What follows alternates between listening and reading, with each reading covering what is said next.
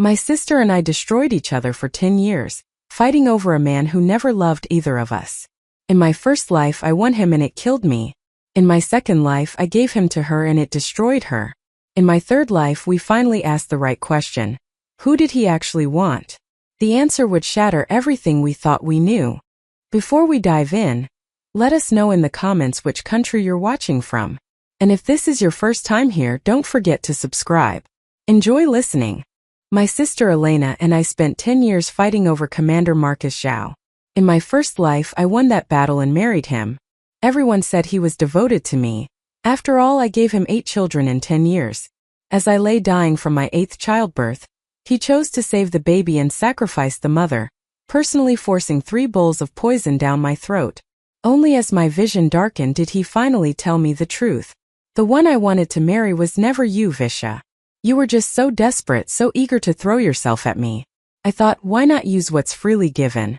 Now that there are enough heirs, you've served your purpose. A breeding mare has no value once the stable is full. I died drowning in hatred and regret. When I opened my eyes in my second life, I was 18 again. The marriage proposal from the Zhao family sat on our table, just as before. This time I refused it immediately and pushed it toward my sister. Elena, you go. It's you he truly loves, not me. I thought I was being noble. I thought everyone would finally be happy. I was wrong. 5 years later, a maidservant arrived at our estate in the dead of night, dragging a large wooden crate. Inside was my sister. Her arms and legs had been severed. Her eyes had been gouged out. But her voice, her beautiful crystalline voice, remained as clear as temple bells. She wailed at me through the darkness. Sister. Visha. Marcus never loved me. It wasn't me he wanted to marry at all. He said the only thing I had worth anything was my voice. He made me sing for him day and night, every day without rest. If I complained even once, if I showed the slightest displeasure, he would torture me. Last night he said he was tired of my songs. He ordered his guards to cut off my limbs and gouge out my eyes. He said I was nothing but a songbird, and songbirds didn't need arms or legs or sight, only a voice. If my maid hadn't risked everything to smuggle me out, I would still be there, singing in that golden cage until my voice gave out. Elena's injuries were too severe. She died less than 2 months after returning home. Her voice finally silenced forever. When I opened my eyes for the 3rd time, I was 18 again. The morning sunlight streamed through the lattice windows of my chamber. My sister Elena, alive and whole, burst through my door with her usual energy. Visha. Mother wants us downstairs. There's a marriage proposal. We stared at each other and I knew immediately she remembered too. In our family's reception hall, the marriage proposal from the Zhao family lay on the mahogany table like a coiled serpent. My mother, Lady Serena Chan, picked it up with trembling fingers, her brow furrowed in confusion. This is highly unusual, she murmured. Commander Zhao's proposal doesn't specify which daughter he's asking for. She looked up at the commander, who sat across from her with that same calm, unreadable expression I'd seen across 2 lifetimes. He was devastatingly handsome, sharp features, intense dark eyes, the bearing of a man who'd conquered battlefields. The golden embroidery on his robes marked his rank, Supreme Commander of the Northern Armies, cousin to the Empress herself. Commander Zhao, my mother ventured carefully, surely you must have a preference? Are you asking for Visha's hand? I was Visha Chan, the elder daughter. Marcus and I had been childhood friends. Our families' estates bordered each other. Everyone in the capital assumed we would marry. I had certainly assumed it once upon a lifetime ago. Marcus's expression didn't change. He spoke one word. Acceptable. My mother blinked. I'm sorry, Commander. Could you clarify? Are you saying yes or no? I'm saying, Marcus replied evenly, that I find it acceptable to marry Visha. The nightmare of my first life crashed over me like icy water. He'd given the exact same answer before. Back then, I thought it was masculine reserve, a shy expression of love. I'd urged my mother to accept immediately. This time I knew better. I refuse, I said firmly. I will not marry Commander Zhao. The room fell silent. My mother's eyes widened in shock. She knew how much I'd adored Marcus. When he'd gone to war for the first time, I'd waited at the northern border for a full month just to see him return. When he came back injured, I tended to him day and night, ignoring every rule of propriety. Visha, my mother said carefully, you've said for years you'd marry no one else. This is a tremendous opportunity. Those were the foolish words of a naive girl, I interrupted. They don't count anymore. Besides, I already have someone in my heart. He'll be coming to propose soon. It was a lie, but I needed an escape route. My mother shot me a glare that promised a lecture later, then turned back to Marcus with an apologetic smile. Commander Zhao, there's nothing to be done if Visha is unwilling. What about Elena? She's also quite accomplished, and I believe she's fond of you as well. Elena, who'd been silent until now, suddenly shook her head violently. Mother, I won't marry him either. My mother's composure cracked. Elena, what's gotten into you? Elena glanced at me, her eyes filled with the same terror I felt. I also have someone in my heart. He'll be coming to propose soon too. After our father's death 3 years ago, Mother had become head of our household. She was strict but fair, and she loved us deeply. Seeing both daughters refuse, she wouldn't force our hands. She returned the proposal to Marcus, her face apologetic. I'm sorry, Commander. My daughters seem to have their own plans. Perhaps you should consider other families. For the first time, emotion flickered across Marcus's face. Annoyance. No, he said sharply. The person I marry must come from your family. He slammed the proposal back onto the table and stood. As he walked toward the door, he delivered his ultimatum. I'll give you 3 days to decide which daughter will marry me. If you can't choose, I'll simply request an imperial marriage decree from Her Majesty. One of you will marry me, whether you like it or not. The door closed behind him with a definitive thud. Mother turned to us, anxiety written across her face. The old Commander Zhao and the Empress are cousins. A marriage decree is just a matter of a word from Her Majesty. You two need to get your supposed sweethearts here immediately, or it will be too late. Elena and I looked at each other helplessly.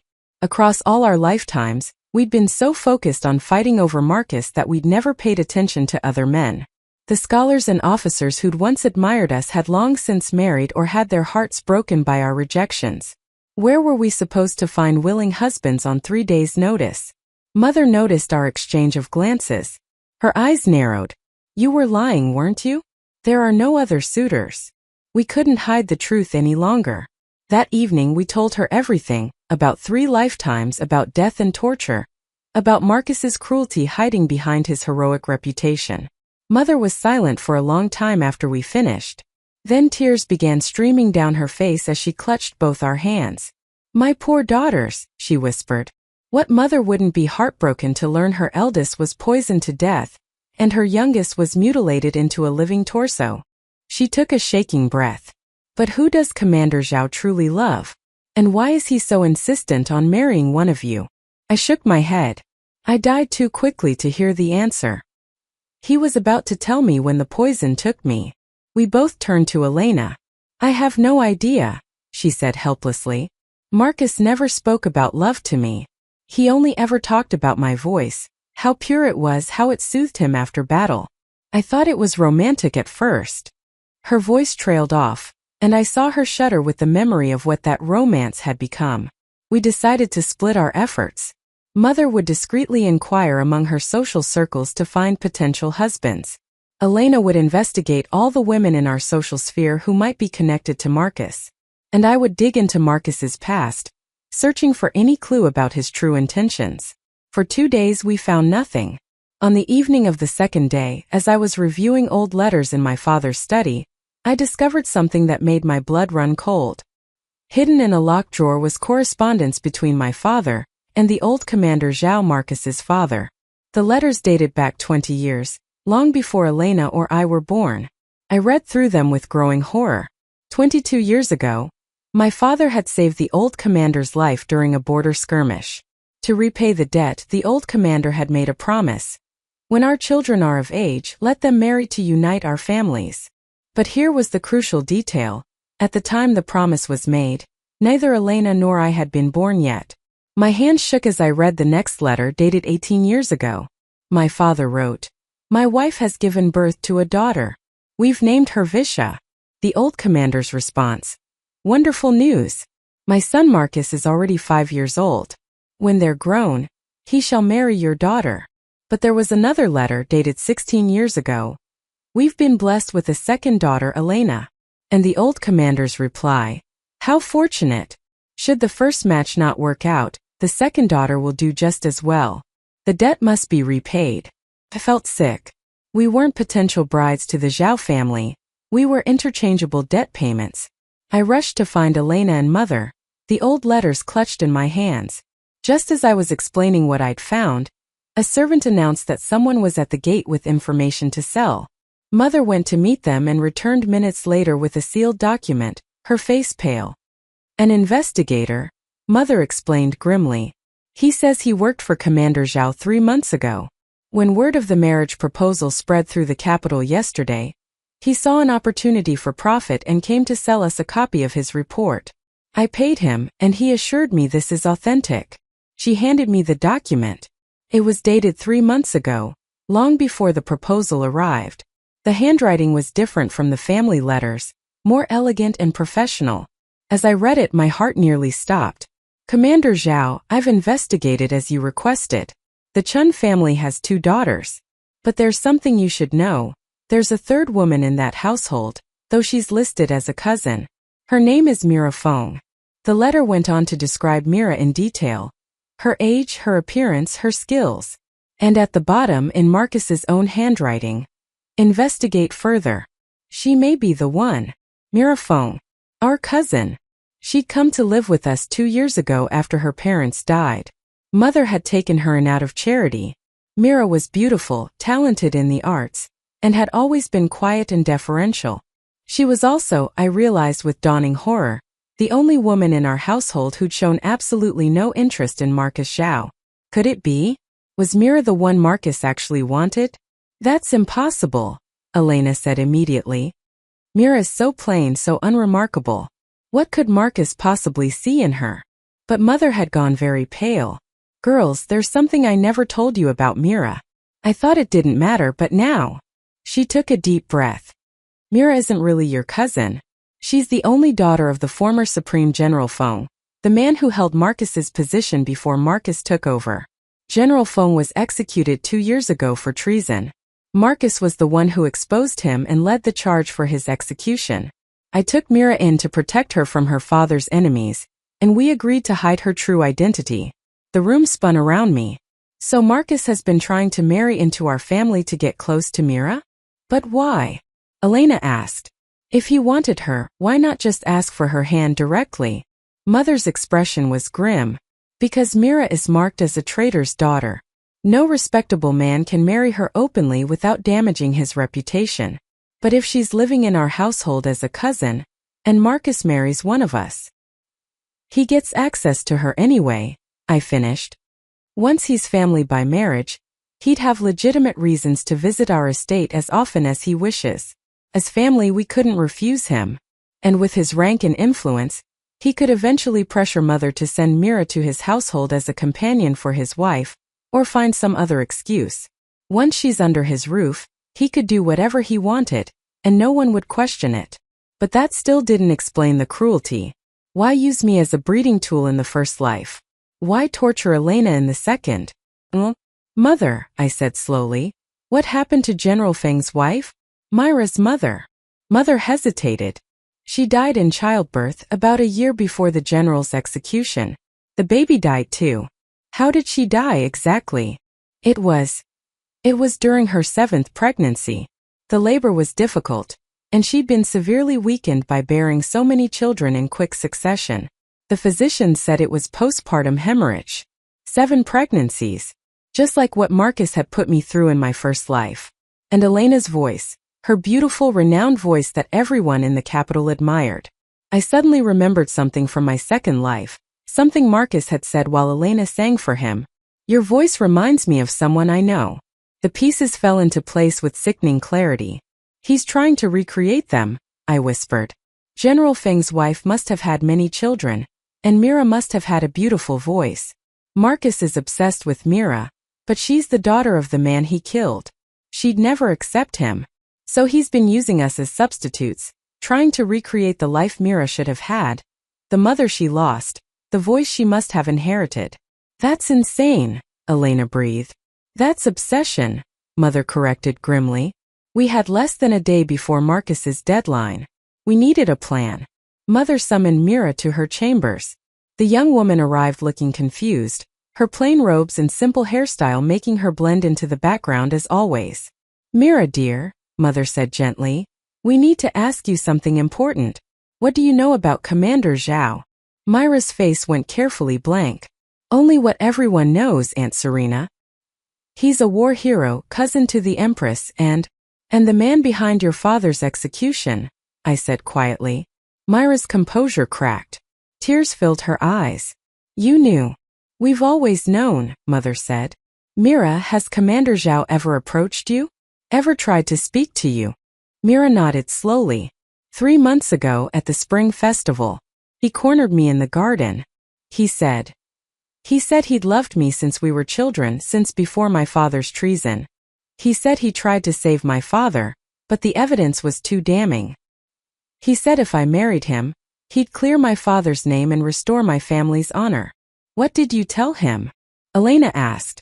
I told him I'd rather die than marry the man who killed my father, no matter what he promised. I told him my father was innocent, that someone had framed him, and that I believed Marcus himself was involved in the conspiracy. That explained everything. Marcus couldn't have Mira directly, so he'd concocted this elaborate plan to marry into our family. Once he was family, Mira would be under his roof, under his control. There's something else, Mira said quietly. My mother didn't die from childbirth complications. My father's old servant told me the truth before she died. Mother was poisoned slowly over the course of months. By the time anyone realized it wasn't just weakness from childbearing, it was too late. Who poisoned her? I asked, though I already knew. The servant said she saw Marcus visiting our estate frequently in the months before my mother's death. He would bring my mother special tonics, saying they would strengthen her. My mother was trusting. She drank them all. The servant didn't realize they were poison until it was too late. My first life. Marcus had made me bear 8 children, weakening my body, just as Myra's mother had been weakened. And then the poison disguised as medicine.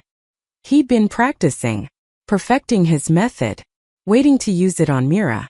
We need to stop him, I said. But we can't just refuse the marriage again. He'll get the imperial decree. Mother was quiet for a long moment, then she smiled. A cold, calculating smile I'd never seen on her face before. Then we don't refuse. We give him exactly what he wants, but on our terms. She explained her plan, and I felt hope spark in my chest for the first time in 3 lifetimes. The next morning, Mother sent word to Marcus that we'd made our decision. He arrived at noon, accompanied by his parents and a notary to make the engagement official. Well, he asked, his eyes flickering between Elena and me. Which one of you has agreed? Mother smiled serenely. Commander Zhao, my daughters and I have discussed your proposal at length. We've decided to accept, but we have a small condition. Marcus's jaw tightened. I don't negotiate conditions for marriage contracts. Oh, this isn't a negotiation, Mother said sweetly. It's simply a clarification. You see, your original proposal didn't specify which daughter you wanted. We found that quite odd, so we did some investigating. She pulled out the letters I'd found, the correspondence between our fathers. These letters make it clear that the marriage was arranged as repayment for a life debt. They also make it clear that the promise was made before my daughters were born. Which means the daughter your father promised you could be interpreted broadly. Marcus's eyes narrowed. What are you suggesting? I'm suggesting that we honor the spirit of the agreement. You marry a woman from our household, and the debt is paid. It doesn't have to be Visha or Elena. Then who? Marcus began, and then his eyes locked on Mira, who just entered the room. His expression transformed, shock, joy, hunger, all flickering across his face in rapid succession. No, he said firmly, but his voice shook. The proposal was for one of your daughters. Mira is my ward, Mother said calmly. By law, she has the same status as my daughters. She fulfills the terms of the agreement. I refuse, Marcus said, but his eyes never left Myra's face. Then I'm afraid we must refuse as well, Mother replied. As I said, this isn't a negotiation. Mira is the only woman in this household willing to marry you. If you don't accept, we'll have to decline the match entirely. I'm sure the Empress will understand when we explain the situation, including why you were so insistent on marrying into a household where the woman you actually wanted was living. It was a brilliant trap. If Marcus requested an imperial decree for Visha or Elena, Mother would reveal his true target was Mira. The scandal would be enormous. A supreme commander obsessed with a traitor's daughter? The Empress would never approve the marriage. But if he accepted Mira, he'd get what he wanted. The old Commander Zhao cleared his throat. Son, perhaps we should consider. Fine, Marcus said abruptly. I accept. I'll marry Mira Feng. Mira stepped forward, her face pale but determined. I have conditions of my own, Commander. Marcus's smile was victorious. Name them. First, you will launch a formal investigation into my father's treason charge. If you find evidence of his innocence, you will clear his name publicly. Done. Second, we will have separate bedchambers. You will not enter mine without my express permission. Marcus's smile didn't waver. If that's what you wish. The marriage contract was signed that afternoon. Mira became Marcus's wife within the week. Elena and I thought we were free. We thought our nightmare was over. We were wrong. 2 months after Myra's wedding, she sent word that she needed to see us urgently. We found her in her chambers at the Zhao estate, looking exhausted but triumphant. It's done, she said. I found the evidence. Evidence? Elena asked. Mira pulled out a bundle of documents. Evidence that proves Marcus framed my father. He wanted my father's position as Supreme Commander, and he wanted me. My father refused to let me marry Marcus because he'd seen how cruel Marcus could be. So Marcus manufactured evidence of treason, had my father executed, and took his position. This is incredible, I breathed, scanning the documents. Where did you find these? In Marcus's private study. He's been so focused on trying to make me love him that his guard was down. He actually thinks I'm starting to warm to him. You need to take these to the Ministry of Justice immediately, Mother said. I will. But there's something else you need to know. Myra's expression was grim. I found documents about you two as well. Marcus has been planning this for years. He was going to use Visha to produce heirs. He wanted at least 8 children to outdo my parents. He thought if he had more children with someone who looked vaguely like my mother, he could somehow recreate what my family had. My stomach turned. I'd been right about his obsession, but hearing it confirmed was still horrifying. And me? Elena asked quietly. He wanted your voice. My mother was renowned for her singing before she married. Marcus became obsessed with finding someone who could sing like her. When he heard you at that spring festival 3 years ago, he decided you do. He was going to keep you locked in a room, making you sing whenever he wanted, like a caged nightingale. He's insane, I whispered. Yes, Mira agreed. And now we're going to make sure everyone knows it. The plan was simple. Mira would present the evidence to the Ministry of Justice, exposing Marcus's crimes. We would provide testimony about his proposal and his strange insistence on marrying into our family. Combined with Myra's evidence about her mother's poisoning, it would be enough to destroy him. But Marcus discovered the missing documents before we could act. I was in my chambers that evening when I heard screaming from outside. Elena and I rushed to the gates of our estate to find a horrifying sight. Mira was there, but she was barely recognizable. Her beautiful long hair had been shorn off. Her face was bruised and bleeding, and she was carrying a bundle wrapped in cloth. He killed her, Mira sobbed. He killed her and made me watch. Who? Mother demanded, rushing forward.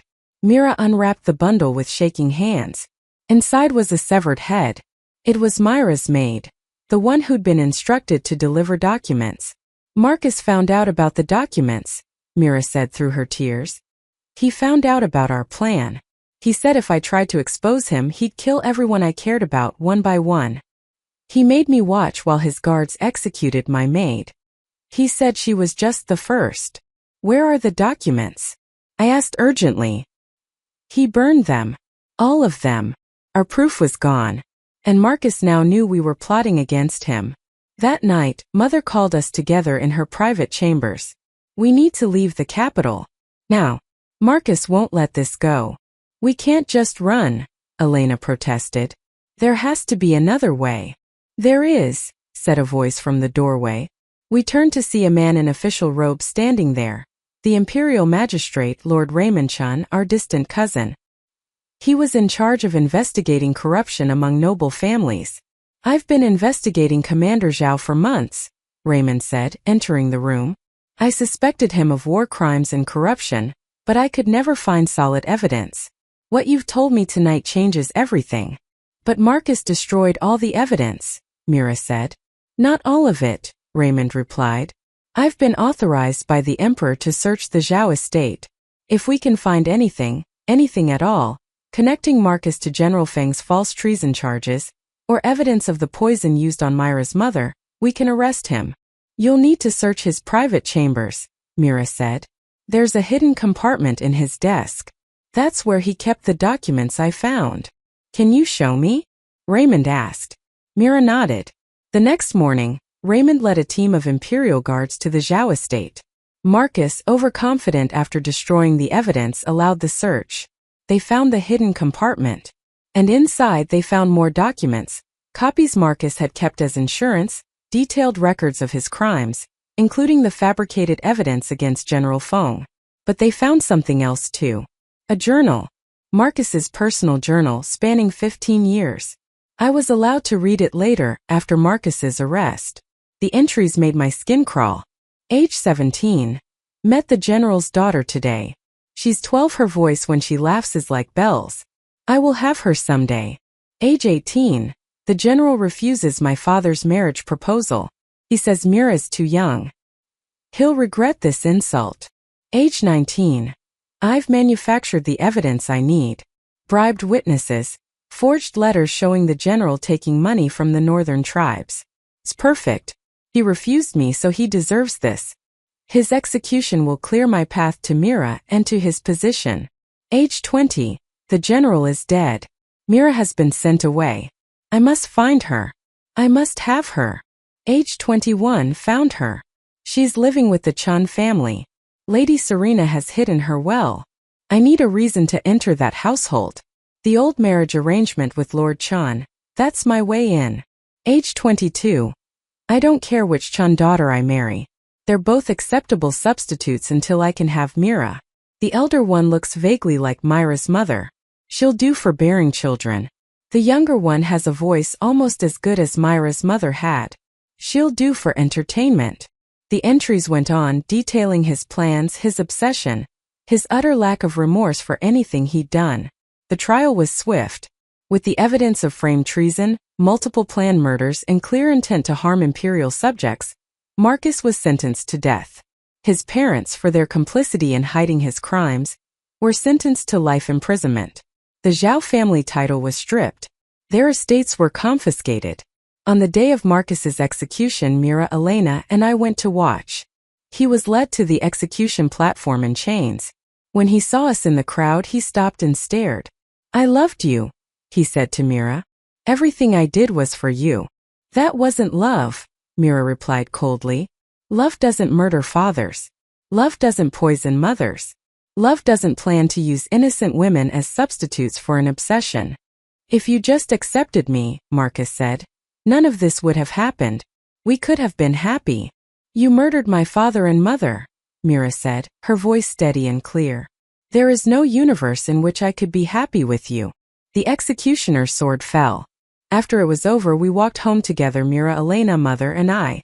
The weight that had pressed on my chest for 3 lifetimes was finally truly gone. What will you do now? I asked Mira. Clear my father's name completely, she said. The evidence Marcus had will prove my father was innocent. I'm going to make sure everyone knows General Feng was a hero, not a traitor. We'll help you, Elena said immediately. Mira smiled, the first genuine smile I'd ever seen on her face. Thank you, both of you. You didn't have to help me. You could have just saved yourselves. We're family, I said simply. That's what family does. 3 months later, General Feng's name was cleared. The emperor himself issued a formal apology and restored the Feng family's honor and estates. Mira became one of the wealthiest women in the capital overnight. And 6 months after that, the most unexpected thing happened. Magistrate Raymond came to call on us. But he wasn't there in an official capacity. He knelt before Mother with a marriage proposal. Lady Serena, I know this may seem sudden, but I've admired you for years. Your strength, your wisdom, your grace in handling this crisis. I've fallen completely in love with you. Would you consider remarrying? Mother, always so composed, actually blushed. Raymond, I don't know what to say. Say yes, Elena and I said in unison. Mother laughed, and it was the most joyful sound I'd heard in any lifetime.